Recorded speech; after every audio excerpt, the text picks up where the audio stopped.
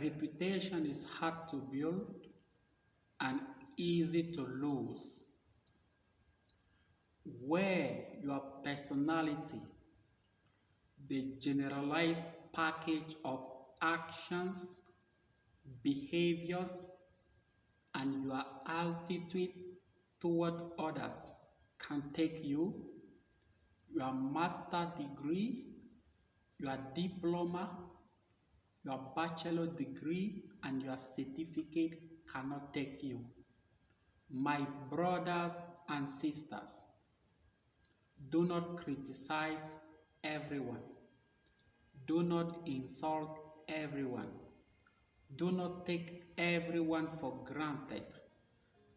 Do not taunt or tease about everyone's situation, because when you are from a difficult background, you look for success. You do not look for problems. The topic for today is how can you influence someone positively and gain from that person, or that person gains from you? How can you create a mutualistic relationship where you can either gain or that person can gain, and this one pushes you or prospers you forward to achieve your goal? Let us break it. Do not take everyone for granted. Do not criticize everyone. Do not insult everyone, because it might take you to places where you have never expected. There is this guy who holds one of the biggest positions in the army, who conceal and hide his identity, and he used the public bus to travel to his native land, but he was having gastric disorder. Along the way, he was in uncomfortable state. He alerted the driver so that he should stop for him to release himself, but the driver rejected his request and his team. He insisted, but his request was rejected. Along the way, he urinated and mixed tooth inside the car. Everyone insulted, criticized, and teased about his situation, and some took him for granted.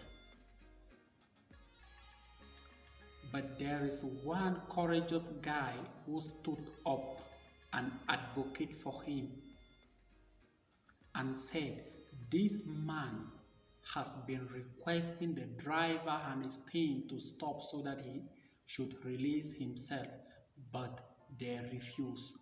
What were the expectations from the drivers and us passengers? But what has happened? It is normal that the man should do that because he did not have another option available. Along the way, this high-profile man had already communicated with the nearest police station. Once the car reached that police station, all the passengers, the driver and his team were taken to jail for 2 weeks, and they were beaten seriously, and they paid even some money before they were discharged. And this guy who advocated for him was helped and is now one of the top person in the army. And it is a lesson. It's not everyone that we insult, we criticize, we take for granted, or we tease about their situation. Someone will tell you you have pride, you are arrogant, you are stagger because you talk more about yourself. For you to influence and win over someone, you have to listen more from them. Ask them this question: how do you see this life? How are you going to make it? How did you win this game?